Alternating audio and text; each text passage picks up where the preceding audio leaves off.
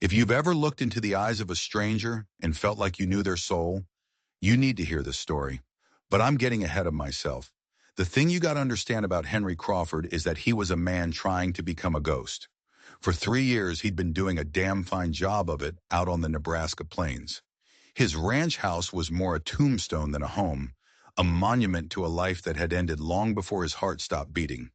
He spoke to no one, saw no one, and wanted nothing more than to be left alone with the silence and the wind. The silence was his only friend. But on a bitter afternoon in the fall of 1883, that friendship was shattered by the sound of hoofbeats. It wasn't the slow, rhythmic clip-clop of a lone rider. This was heavy, weary, the sound of a heavy wagon dragging more than just supplies. Henry's head snapped up from the cold coffee he'd been staring into for the better part of an hour. His body went rigid. Visitors weren't just rare out here. They were a bad omen, like a crow landing on your windowsill. He moved to the grimy window, peering through the dust and haze. A covered wagon, pulled by two exhausted-looking horses, was creaking to a halt in his yard. The driver was a man Henry knew, barely, a freight hauler named Murphy who passed through maybe twice a year. A man who valued conversation even less than Henry did. So why was he stopping now? Murphy climbed down from his seat, his movements stiff and reluctant. He didn't even look at the house. He just stood there for a moment, staring at the back of his own wagon, like he was trying to work up the courage to deal with whatever was inside. "Crawford!" he bellowed, his voice like gravel scraping on rock.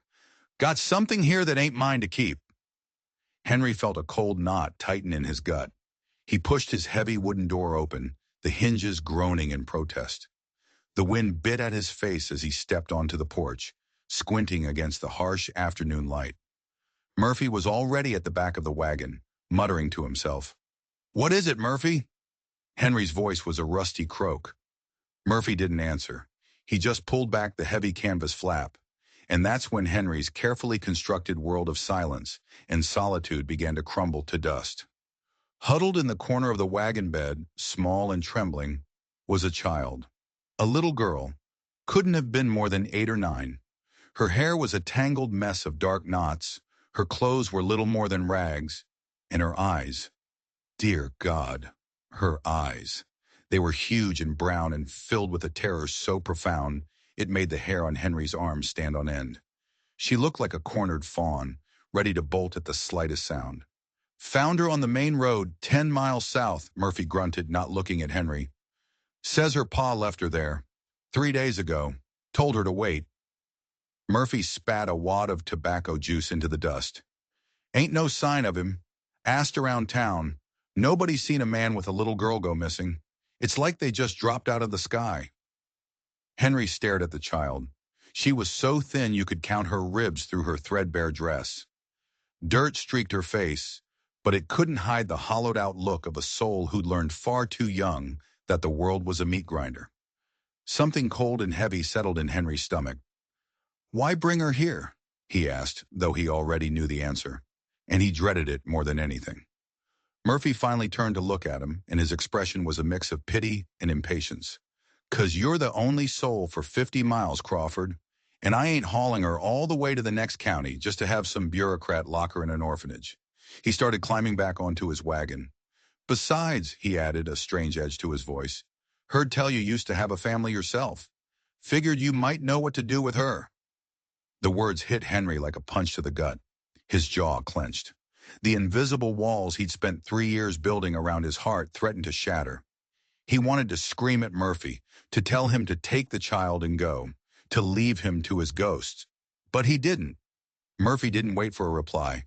He snapped the reins, and the wagon began its slow, cumbersome turn. "Wait," Henry called out, his voice stronger than he expected. "What's her name?" Murphy glanced back over his shoulder, his face unreadable. "Calls herself Annie," he shouted over the creaking wheels. "Annie Patterson."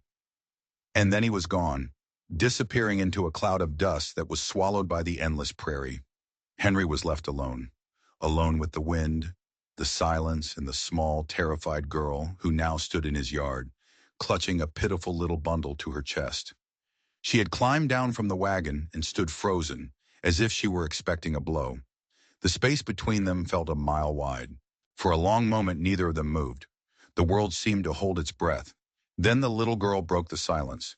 Her voice was a tiny trembling whisper that the wind almost carried away. "Are you going to send me away too?"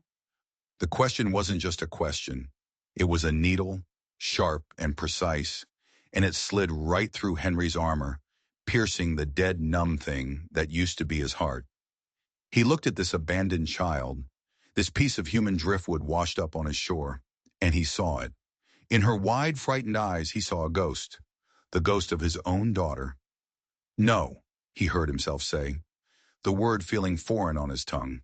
"No, child, I'm not going to send you away." And as he said it, he had no idea that he wasn't just offering shelter to a lost little girl. He was opening the door to a past he thought he'd buried forever, a past that was about to come back and burn his world down all over again. 3 weeks. For 3 weeks, Annie moved through Henry's house like a phantom. She was a shadow in the corner of his eye, a whisper of movement in the other room.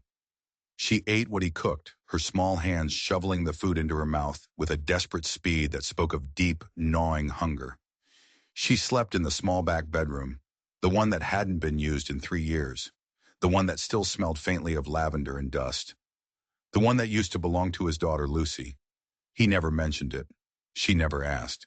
Their silence was a strange kind of language, a shared understanding that some doors were best left unopened. She started following him on his chores. She'd sit on an overturned bucket in the barn while he mended a harness, her eyes tracking his every move. She never got too close, always maintaining a careful, calculated distance. It was the distance of an animal that had been kicked one too many times. One morning the air was thick with the promise of the first snow. The sky was a solid sheet of gray iron. Henry was working a piece of leather, the rhythmic scrape and pull the only sound in the barn besides the whistling wind. "Why don't you talk much?" The question, so sudden and clear, made his hands freeze. It was the first full sentence she had offered since the day she arrived. He resumed his work, his movements slow and deliberate. "Don't have much to say," he replied, his tone flat. Not mean, but not inviting either. She seemed to consider this, swinging her small, scuffed boots. "My pa used to say I talk too much. Said little girls should be seen and not heard." Her voice got smaller, almost disappearing into the wind. "Said if I didn't learn to keep my mouth shut, he'd give me something to really cry about." Henry's jaw tightened. He could feel the shape of the man she was talking about. He'd known men like that his whole life, men whose kindness was a thin crust over a pit of bubbling rage. "Your pa," he said, keeping his eyes on his work. "He say things like that often?" Her reply was a ghost of a whisper. "Mostly, when he was drinking." She paused, and he could hear the gears turning in her young mind, trying to find the right words. "When he wasn't, he was different. He used to tell me stories, taught me to read from an old book." Her voice trailed off. "But then Mama died, and the drinking got worse, and the stories, they stopped." The barn fell silent. Henry put down the harness. He turned and looked at her. Really looked at her. Her face was a mask of careful neutrality, a skill no 8-year-old should ever have to learn. She was a soldier in a war she never signed up for. He softened his voice. "What happened the day he left you?" He saw a flicker of something in her eyes, a crack in the dam. "We were traveling," she said, her voice starting to tremble. "He said we were going to California, a new start. But every town we came to, he'd find a saloon. And every time he came out, he was angrier." She hugged herself, her small frame shaking. "That last morning, he looked at me, but it was like he didn't see me. It was like he was looking at something he hated." She swiped at her nose with the back of her hand, a gesture so painfully familiar, it made Henry's chest ache. "He told me to get out of the wagon, said to wait by the road, that he had business to handle and he'd be back by dark." The tears started then, not loud, wailing sobs, but silent, hot tears that tracked clean paths through the grime on her cheeks. They were the tears of someone who had learned that making noise only made things worse. "He's not coming back, is he?" she whispered, the words choked with a grief too big for her body. "Just like Mama didn't come back. I'm all alone." And in that moment, Something inside Henry Crawford broke. A thick stone wall he had spent 3 years building, brick by painful brick, crumbled into nothing. He crossed the barn in 2 strides and knelt in the straw beside her. His big, calloused hands, hands that had built fences and broken horses, hovered uncertainly over her shaking shoulders. "No," he said, the word a raw, unfamiliar sound in his own throat. "You are not alone." Later that afternoon, he was on the roof, hammering down loose shingles against the coming winter. The physical work helped, but he couldn't get the image of Annie's face out of his mind. He couldn't unhear her words. He thought of another little girl with dark hair, another voice calling him Papa. His mind drifted, and the hammer slipped. It came down with brutal, crushing force on his thumb. "Damn it!" The curse exploded out of him, a string of foul language he hadn't used in years. It was loud and it was angry. Down below, the sweeping stopped. Henry looked down, cradling his throbbing thumb, and his blood ran cold. Annie was pressed against the porch railing, her face as white as a bedsheet. The broom lay forgotten at her feet. She was trembling from head to toe, her eyes wide with a familiar, gut-wrenching terror. "I'm sorry," she cried, her voice high and panicked. "I'm sorry. I didn't mean to make you angry. Please don't be mad." Henry stared, confused. "Annie, what? You didn't do anything." But she wasn't listening. She was backing away, her hands held up as if to ward off a blow. "I'll be good, I promise. I won't make any noise. Please, please don't hurt me." The way she cowered, the way she tried to make herself small, insignificant. It wasn't just fear. It was a practiced, learned response. He scrambled down the ladder, his thumb forgotten. "Annie," he said, his voice soft, the way you'd talk to a spooked horse. "I'm not angry at you. I hit my thumb with the hammer. That's why I yelled." She watched him, her eyes darting around as if looking for an escape route. "But you were yelling," she whispered. "And when grown-ups yell, they usually—" She swallowed hard, unable to finish. Then she looked him straight in the eye and asked the question that would change everything. A question that proved her father wasn't just a drunk. He was a monster. Are you going to get the whip too?" The world stopped. The wind died. The sun froze in the sky. The whip. The word hung in the air between them, ugly and obscene. Henry felt a rage so pure, so primal, it almost buckled his knees. In that instant, he wanted to find Frank Patterson. He wanted to hunt him down and tear him apart with his bare hands. But the child, this broken, terrified child, was still watching him, waiting for an answer. He knelt in the dust, bringing himself to her level. And when he spoke, his voice was softer and steadier than it had been in 3 years. "No, Annie," he said, meeting her gaze. "I am never going to hurt you. Not with a whip, not with anything. Do you understand?" She searched his face, her ancient eyes looking for the lie. She must not have found it, because a tiny bit of the tension left her shoulders. "Promise?" she whispered. "I promise," Henry said, and he meant it with every shattered piece of his soul. He thought in that moment that he finally understood the depths of her suffering. He was wrong. He hadn't even scratched the surface. The first real snow came in December, a thick white blanket that buried the dead prairie and made the world clean and quiet. A fragile peace had settled over the homestead. A cautious trust was growing between the broken man and the abandoned girl. Annie no longer flinched at every sudden move. Henry found himself speaking more, answering her endless questions about the world. He was teaching her to read and write, using an old Bible and pieces of charcoal on a slab of wood.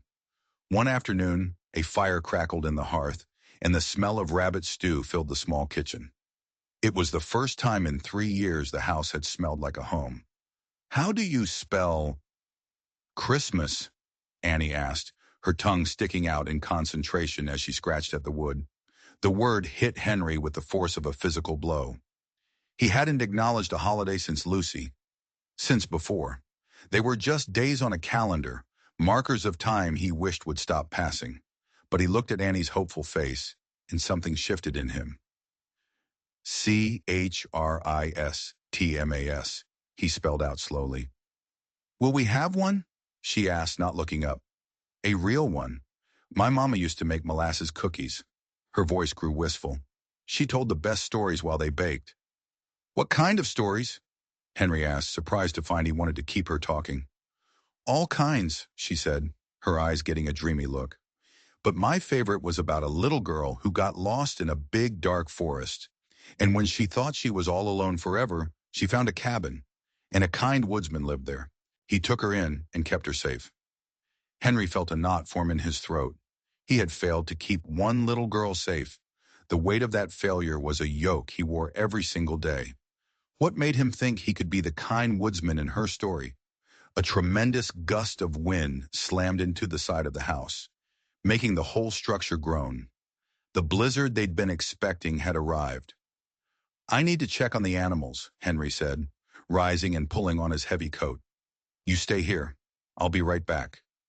He saw a flicker of fear in her eyes at the thought of being left alone, but she nodded. The wind outside was a physical force, a raging beast that tore the breath from his lungs and drove icy needles into his skin. It took him the better part of an hour to secure the barn and calm the livestock. By the time he was done, the world had disappeared into a swirling vortex of white. He fought his way back toward the house, his head down, following the faint yellow glow of the kitchen window. He was 10 feet from the porch when he heard it, a sound that cut through the howl of the storm and turned his blood to ice. It was Annie, screaming his name, a scream of pure, abject terror. He didn't remember his feet moving. One moment he was in the yard, the next he was crashing through the front door, his heart hammering against his ribs like a trapped bird. The scene that greeted him was a living nightmare. Annie was pressed flat against the far wall, her face a mask of horror. And in the center of the room, shaking snow from his long coat, stood a man. He was tall and lean, with cruel, dead eyes that had seen too much and cared too little. A wicked-looking knife was tucked into his belt. The man turned and gave Henry a smile that didn't touch his eyes. A predator's smile. Well, well, the stranger said, his voice a low, menacing drawl. Must be the Good Samaritan who's been keeping my property safe for me. From the corner, Annie whispered a single, terrified word. A word that filled Henry with a rage so hot it threatened to boil his own blood. Papa, the man Frank Patterson, let out a short, ugly laugh. That's right, girl. Papa's come to collect what's his. He turned his cold eyes back to Henry. And you, farmer. You're going to pay for the trouble you've caused me. Henry's gaze flickered to the rifle mounted over the fireplace. Patterson saw the look. He was faster. In a blur of motion, the knife was in his hand. I wouldn't, he said, his voice dangerously soft. See, I've been tracking my runaway daughter for weeks. It's a funny thing. I figured she'd be dead in a ditch somewhere. But then I started hearing whispers. About a freight man, a fella named Murphy, dropping a girl off at the hermit's place out on Willow Creek. Patterson took a step closer. Murphy and we go way back. He owed me a favor. He told me he'd drop the girl here, let you fatten her up for a few weeks, make her easier to handle on the road. The betrayal was so stunning, Henry could barely process it. Murphy hadn't been doing him a favor. He'd been a party to this nightmare. You abandoned her, Henry snarled. Business, Patterson shrugged. Had some creditors to deal with. A child slows a man down. I always intended to come back for her, and for what she's carrying. What she's carrying? What was he talking about? Now, Patterson said, his eyes glinting with greed, I find she's been living in comfort. Seems to me that comfort ought to have a price. Call it room and board. How much? Henry asked, his body coiled like a snake ready to strike. $200, Patterson said. Cash. Or, he added, letting his gaze drift around the small, clean kitchen, I could just take the farm. And the girl. It's my right. She's my property. And she knows where my other property is hidden. The threat was clear. He would take everything. Please, Annie's small voice cut through the tension. Please don't take me with him. I want to stay here. Patterson's face hardened. He turned on her, his voice dripping with venom. You'll do as I say. You belong to me. He took a menacing step toward her. And if you've forgotten what happens to little girls who don't listen, maybe it's time for a reminder. He started to unbuckle his belt. That was it. Henry didn't think. He acted. He launched himself across the room, a roar of pure fury ripping from his throat. He hit Patterson like a runaway train, driving him backward. The knife went skittering across the floorboards. They crashed over the table, sending Annie's writing slate shattering into 1,000 pieces. They rolled on the floor, a desperate tangle of limbs and hatred. Patterson was wiry and mean, a cornered rat fighting with everything he had. But Henry was fighting for something more than his own life. He was fighting for the soul of the little girl cowering in the corner. He was fighting for a second chance he never thought he'd get. He landed a solid punch on Patterson's jaw, feeling the bone crunch under his knuckles. Patterson scrambled away, crawling desperately toward his fallen knife. Henry was faster. He kicked the blade into the darkness under the stove. He grabbed Patterson by the shirt front and hauled him to his feet, slamming him against the wall. "You want to hurt someone?" Henry snarled, his face inches from Patterson's. "Try me." For the first time, raw, genuine fear flickered in Patterson's eyes. "She's my daughter," he gasped. "She's got my map. The law's on my side." Map? What in God's name was he talking about? "You gave up your rights when you put a whip to her back," Henry roared, shaking the man like a rag doll. He spun Patterson around and shoved him toward the door. He threw it open, revealing the raging blizzard outside. "This ain't over!" Patterson screamed as Henry forced him onto the porch. "I'll be back. I'll come back with the sheriff, and I'll get my daughter and my map." He stumbled off the porch and into the snow, his curses swallowed by the wind. "You come back here," Henry said, his voice a low, deadly promise, "and I'll kill you." He slammed the door and threw the bolt. The cabin fell silent, except for the howl of the storm and the sound of Annie's terrified sobs. He turned, his rage evaporating, leaving him feeling hollowed out and exhausted. He knelt in front of her. "It's over, Annie," he said gently. "He's gone." "But he'll be back," she whispered. "He'll bring the law." "We'll face them together," Henry said. "This is your home now. I won't let anyone take you from it." He finally had to tell her the whole truth. "Annie, I had a daughter once. Her name was Lucy. There was an accident, a fire, and I couldn't save her." Tears, hot and shameful, streamed down his face. "I failed her, but I won't fail you." Annie looked at him, her own tears forgotten. She reached out a tiny hand and touched his cheek. "You didn't fail me, Mr. Henry. You saved me." She took a deep, shaky breath. Now I have to tell you something. About my mama, and about the map." Henry's blood went cold. The map. Patterson had been obsessed with it. "Before my mama died," Annie said, her voice barely a whisper, "she found out Papa had done a bad thing. He and his partner had found gold up in the Black Hills. But Papa got greedy. He hurt his partner and stole the map. He thought he'd killed him." She reached for the small, tattered bundle of belongings she'd arrived with. Inside was a rag doll, its button eyes staring blankly. With trembling fingers, Annie found a loose seam in the doll's back and pulled. From a hidden pocket, she drew out a small folded piece of oilcloth. She handed it to Henry. He unfolded it. It was a hand-drawn map, a map to a gold claim. "Mama made a copy," Annie whispered. "She sewed it in my doll. She told me to never let Papa have it. It was blood money," she said. That all clicked into place. Patterson hadn't just been coming back for his daughter. He'd been coming back for a fortune. But there was one more piece. One more horrifying detail that made Henry's stomach clench. "Annie," he said, his voice tight, "you're Papa's partner. Did your mama ever say his name?" Annie nodded.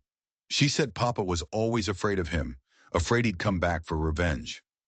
She looked up at him, her brown eyes wide and innocent. "She said his name was Crawford." The world tilted on its axis. The air rushed out of Henry's lungs. It wasn't a coincidence. It was a reckoning. Frank Patterson hadn't just stumbled upon some random hermit's farm. He had come home. He had been Henry's partner. And the fire that killed his daughter, Lucy, it was suddenly very clear to Henry. It hadn't been an accident at all. The truth was a poison, seeping into the foundations of the world Henry had built. He and Patterson, partners, young men chasing a dream of gold in the Black Hills. They'd found it too, a rich vein that would have made them both kings. But the gold had brought out the devil in Frank Patterson. The greed, the paranoia, the whiskey-fueled rage. They'd argued, a bitter, ugly fight over how to split the claim. Henry had wanted to file it legally. Patterson had wanted to keep it secret, to work it in the dark. Henry had walked away, vowing to come back in the spring with the law. He never got the chance. A week later, the barn went up in flames. The sheriff had called it a lightning strike, a tragic accident. Henry, lost in a fog of grief so thick he could barely breathe, had accepted it. He'd sold off most of his land, retreated into his shell, and let the world forget he existed. But it wasn't lightning, it was Patterson. Patterson had come back to get the map, which he thought Henry had. He'd set the fire as a warning, a scare tactic to make Henry give it up. He couldn't have known that little Lucy was inside, playing in the hayloft, or maybe he did. The thought was so monstrous Henry couldn't fully grasp it. He looked at Annie, this child of the man who had destroyed his life, and he felt nothing. The rage was gone, replaced by a vast, cold emptiness. He had been living a lie for 3 years. His grief, his isolation, it was all built on a false foundation. He wasn't just a victim of fate. He was the survivor of an attempted murder that had claimed his daughter instead. And now the monster's child was sitting in his kitchen, holding the key to the whole damn thing. "He's going to come back," Annie whispered, her voice shaking him from his reverie. "The storm won't stop him." Henry knew she was right. A blizzard was nothing to a man like Patterson, not with a fortune on the line. He would wait it out and come back with the law on his side, painting Henry as a kidnapper and a thief. No one would believe the fantastic story of a hermit farmer and a traumatized little girl. He looked at the map in his hand. This cursed piece of cloth had destroyed one family. Now it was poised to destroy another. There was only one way out. He couldn't run. He couldn't hide. He had to face the past right here, in the place where it had all gone so wrong. He looked at Annie. "Your mama was right," he said, his voice finding a new, hard strength. "This is blood money, and we're not going to let him have it." He went to the fireplace and pulled down the rifle. He checked the action, his movements sure and steady. He was no longer a ghost. He was a man with a purpose. For the next 2 days, the blizzard raged. They were trapped in the small cabin, a tiny island in a sea of white fury. The tension was a living thing in the room. Every creak of the house, every howl of the wind made them jump. Henry taught Annie how to load the rifle. He showed her how to barricade the door. He talked to her not as a child, but as a fellow soldier preparing for a siege. And in her eyes, he saw the fear being replaced by a grim determination. She was her mother's daughter, and she had steel in her spine. On the 3rd morning, the world was silent. The storm had passed, leaving behind a landscape of impossible, blinding white, and a single figure, a black speck moving slowly toward them across the snow. "He's here," Annie said, her voice quiet. Henry moved to the window. It was Patterson. And he wasn't alone.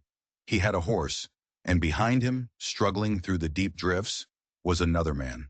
A man with a tin star pinned to his coat. The sheriff. Henry's heart sank. It was over. He watched them approach, his mind racing. He could try to fight, a shootout. But the sheriff was with him. He'd be an outlaw. They'd hunt him down. Annie would end up in an orphanage, or worse, back with Patterson. No, there had to be another way. He looked at the map on the table. Then he looked at the fire, burning low in the hearth. An idea began to form. A desperate, insane gamble.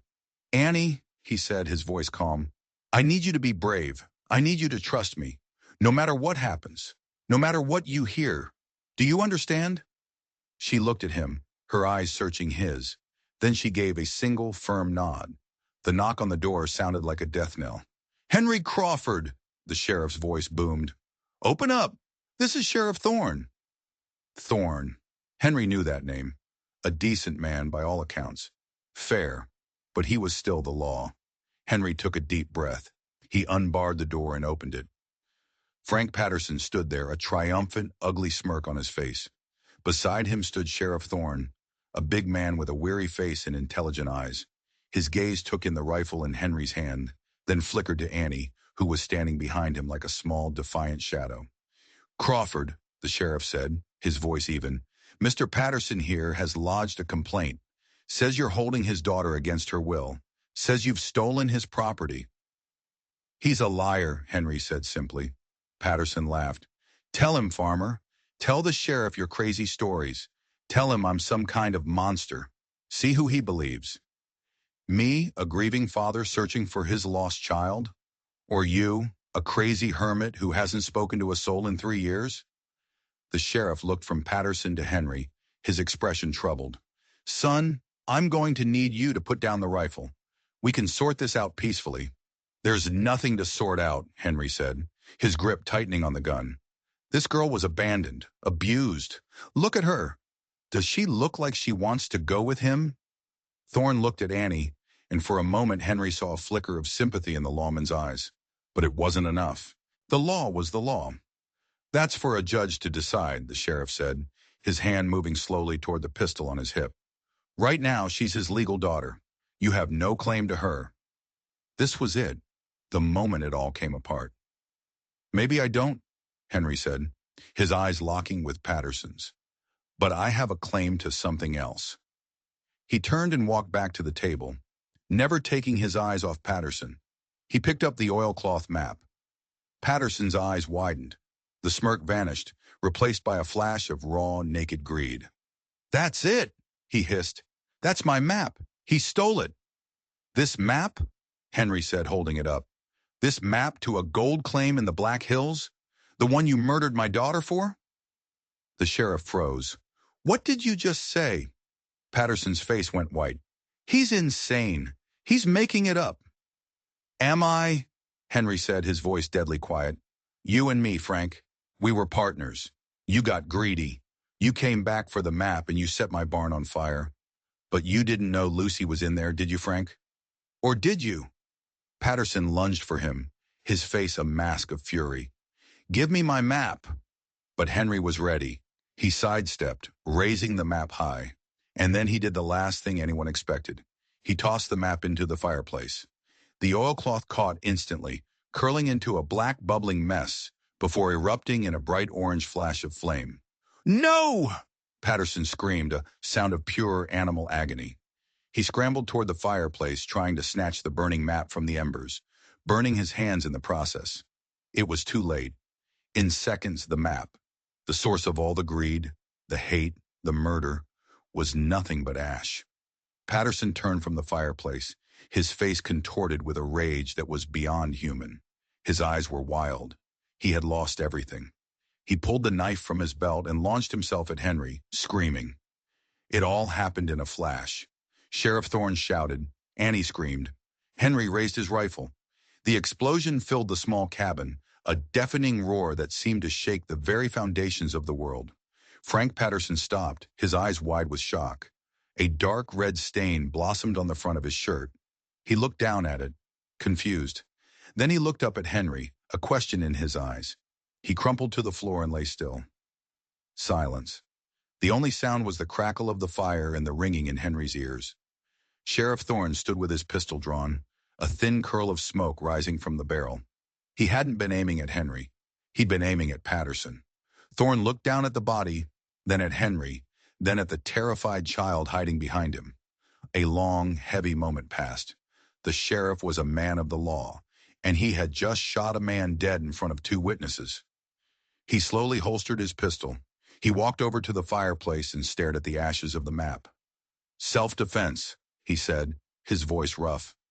Patterson attacked you with a deadly weapon. I acted to defend a citizen. He turned and looked Henry dead in the eye. That's what my report will say. As for the rest, the fire, your daughter, some things are better left buried. He knelt down and looked at Annie. His voice softened. Seems to me this little girl is an orphan now, with no known kin. He stood up and looked around the small, clean cabin. And it seems to me she's found herself a good home. It'll take some paperwork, affidavits, but I don't see any judge in this territory taking her away from the man who saved her life. Tears streamed down Henry's face. He knelt and pulled Annie into his arms, holding her tight. She was trembling, but she was safe. It was finally, truly over. But as he held her, Sheriff Thorne cleared his throat. There was a strange look on his face, a look of dawning horror. "Crawford," he said slowly. "Patterson." He wasn't running from just his creditors. The whole territory knows the story. He double-crossed his new partners, a gang of outlaws. The rumor is they were on his tail. They wanted that map as much as he did. Henry felt a new cold dread wash over him. The sheriff's eyes darted toward the window. If they tracked Patterson here, he didn't need to finish the sentence. They had won the battle. But the war was just beginning. The monster was dead, but his demons were on their way. And they were coming for the one thing he had left to protect. The distant sound of multiple riders, moving fast across the snow, confirmed their worst fears. They weren't coming. They were already here. "Bar the door," Thorne said, his voice a low, urgent command. "Block the window." The momentary relief they had felt vanished, replaced by the sharp, metallic taste of imminent danger. Henry moved, his body acting on pure instinct. He slammed the heavy bolt across the door and dragged the wooden table in front of it. Annie, her fear replaced by a cold, focused calm, helped him shove a heavy chest of drawers against the single, vulnerable window. Outside, the hoofbeats grew louder, closer. It wasn't one or two riders. It sounded like a small army. "Who are they?" Henry asked, grabbing his rifle and a box of cartridges from the mantel. "The worst of the worst," Thorne said, checking the loads in his own revolver.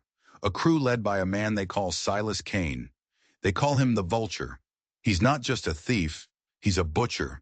If they think that map is in here, they'll burn this place to the ground with us inside." Henry looked at the ashes in the fireplace.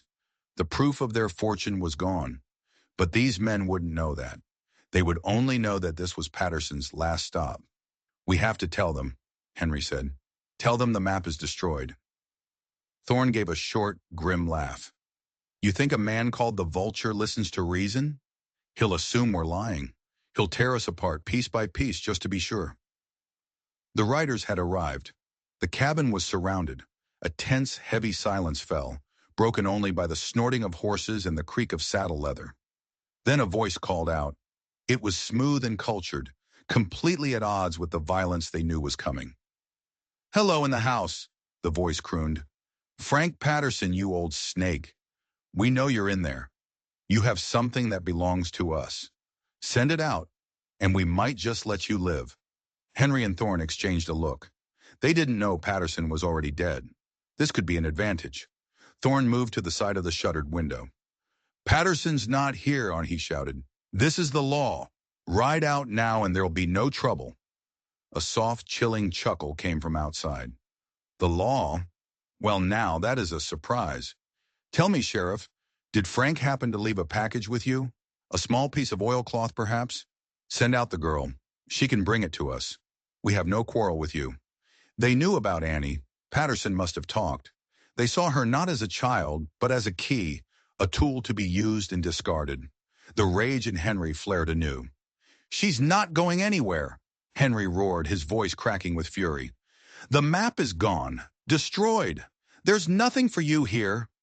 The silence that followed was more menacing than the threats. They could feel the men outside considering their next move. The Vulture was weighing his options. The decision came in a shower of splintering wood and shattering glass. A bullet ripped through the door, burying itself in the far wall, inches from Annie's head. That was the only answer they were going to get. The world exploded into a chaotic symphony of violence. Gunshots erupted from all sides, tearing through the thin wooden walls of the cabin. Wood splintered, glass shattered, and the air filled with the acrid smell of gunpowder. Henry and Thorne returned fire, using every bit of cover they could find. They were 2 men against a dozen, a hopeless, desperate last stand. Henry felt a strange calm settle over him. He had lost everything once before. He would not lose it again. He would die here in this small cabin before he let them lay a hand on the girl who had brought him back to life. Annie was crouched by the hearth, making herself as small as possible. But she wasn't crying. Her eyes darted around the room, taking in every detail, her young mind working furiously. "The floor!" she suddenly shouted over the din. "Under the bed! In my room!" Henry glanced at her, confused. "There's a loose board!" she yelled. "A hiding place! Mama showed me!" A spark of hope, a chance. "Thorne!" Henry yelled. Cover me! The sheriff laid down a volley of covering fire as Henry scrambled on his belly toward the small back bedroom.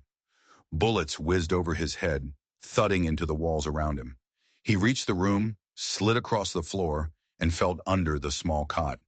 His fingers found it, a single floorboard, slightly raised at one end. He pried it up.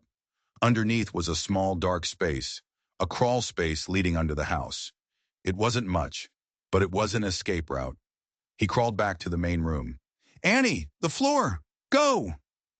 He expected her to run, to scramble for safety. She didn't. She looked from the hole to the battle raging around them, and then to the barn, visible through a splintered gap in the wall. A strange, determined look crossed her face. "Papa Henry," she said, using the name she had secretly adopted for him in her heart. "The barn. The fire." He didn't understand. What did the barn have to do with anything? "The oil," she said, her eyes wide with a sudden, brilliant idea. "The lamp oil in the cellar." And then he understood. It was insane. It was suicidal. It was perfect. The barn. The place of his greatest pain. The source of his 3-year nightmare. He would turn it into a weapon. "Thorne!" he shouted. "We're going to give them a choice. A distraction." He explained the desperate plan in a few short sentences. Thorne looked at him like he was crazy, then a slow grin spread across his face. "Kid's got more sand than a desert," he said. The plan was put into motion. Thorne would provide covering fire from the front window. Henry and Annie would slip out through the crawl space, circle around to the cellar entrance behind the house, and grab the cans of lamp oil. The final terrible step was one Henry would have to do alone. "I'll be right behind you," he promised Annie, his voice thick with emotion. He squeezed her shoulder. "Stay with the sheriff." She nodded, her small face grim. "Be careful." They slipped into the darkness of the crawl space. The cold, damp earth smelled of secrets and decay. The sounds of the gunfight were muffled now, but the vibrations shook the ground around them. They emerged behind the house, shielded from the main firefight. They crept to the cellar door, wrenched it open, and slipped inside. The cellar was cool and dark. Henry's hands found the large tin cans of oil immediately. He handed 2 to Annie. "Get these to Thorne," he whispered. "Tell him to be ready to move. Go. Now." She scurried away into the darkness, a small, determined ghost. Henry took the last 2 cans and crept toward the barn. Every step was a prayer. The barn loomed before him, a dark silhouette against the snow. It was a tomb. His daughter's tomb. He forced the memory down. This wasn't about the past. This was about the future. He reached the large barn doors and slipped inside. The air was thick with the smell of hay and old memories. He moved quickly, sloshing the oil over the dry hay bales, along the wooden stalls, creating a trail that led back to the door. He could hear Silas Kane shouting orders outside. They were getting impatient. They were preparing to rush the house. He had one last thing to do. He climbed the ladder to the hayloft, the very place Lucy had been playing. For a moment his courage faltered. He could almost hear her laughter. He shook his head, clearing the ghosts away. He emptied the last of the oil and scrambled back down the ladder. He stood at the barn door, took a deep breath, and lit a match. He held it for a second, a tiny star of hope in the darkness. Then he tossed it onto the oil-soaked hay. The world erupted in a whoosh of flame. The fire spread with terrifying speed, devouring the dry hay and old wood. The barn, his monument to grief, was becoming a funeral pyre. "Fire!" he roared at the top of his lungs, his voice echoing across the snowy plains. He ran, not back to the house, but away from it, drawing the outlaws' attention. As he'd hoped, the massive, unexpected blaze threw them into chaos. Their focus shifted from the small, fortified cabin to the giant inferno that threatened to trap them. Men shouted. Horses screamed and reared in panic. It was the distraction they needed. From the cabin, Sheriff Thorne and Annie burst out, running low and fast toward the tree line, using the confusion as cover. Henry saw them. They were going to make it, but Silas Kane saw them too. The vulture was not like his men. He was calm amidst the chaos. He saw the ruse for what it was. He raised his pistol, not at Henry, but at the fleeing child. There was no time to think. Henry changed direction, running straight at Kane, screaming a wordless challenge. He made himself the bigger target. Cain turned, a look of surprise on his face. He smiled, a cold, predatory grin, and leveled his pistol at Henry's chest. "A foolish choice," Cain said calmly. A gunshot rang out, but it wasn't from Cain's gun. The vulture's eyes went wide. He staggered back, a look of disbelief on his face. A small, dark hole had appeared in the center of his chest. He looked down at it, then back at Henry. He opened his mouth to speak, but only a gurgle of blood came out. He fell backward into the snow. Henry skidded to a halt, staring. Behind Cain's body, standing at the edge of the woods, was Sheriff Thorne, his revolver still smoking. The rest of the gang, seeing their leader fall, broke. They scrambled for their horses, firing blindly before disappearing into the white wilderness, swallowed by the chaos they had created. It was over.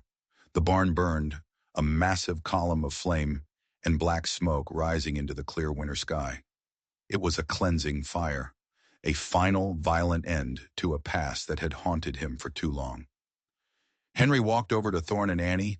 The little girl ran to him, throwing her arms around his waist and burying her face in his coat.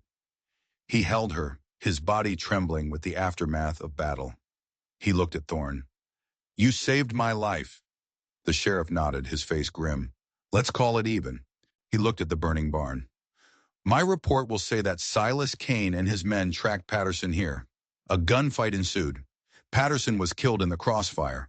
Cain and his men set fire to the barn to cover their escape, but Cain was killed before he could get away. The rest of the gang scattered." He looked Henry in the eye. "As far as the law is concerned, Henry Crawford is a hero who defended his home and his legally adopted daughter from a band of vicious outlaws." End of story. 2 years later, the sun shone down on the Willow Creek homestead. A new, smaller barn stood where the old one had been. A small garden grew behind the house, tended by a 10-year-old girl with dark hair and bright, happy eyes. Annie Crawford, for that was her name now, hummed a tune as she pulled weeds. The fear was gone from her eyes, replaced by the easy confidence of a child who knows she is loved, knows she is safe. Henry watched her from the porch, a mug of coffee in his hands. The ghosts were gone, burned away in the fire that had almost claimed them. The scars on his back remained, as did hers. But they were no longer marks of pain. They were reminders. Reminders that they had survived. Reminders that family isn't about the blood you share, but about the people you'd bleed for. They had found each other in the darkness, two broken souls lost on the prairie, and together they had fought their way into the light. The little girl who needed a savior had ended up saving him. The greatest treasures aren't buried in the ground. They're the people you choose to call home. If this story of redemption and the unbreakable bonds of family struck a chord with you, do all of us here a favor and hit that like button. It truly helps us bring more tales like this to you. And for more stories that explore the darkness and the light of the human heart, make sure you subscribe and ring that notification bell. Let us know in the comments where you're watching from. We love to see how far these stories travel. Until next time, stay safe and remember that even in the harshest winter, you can find the warmth of a home.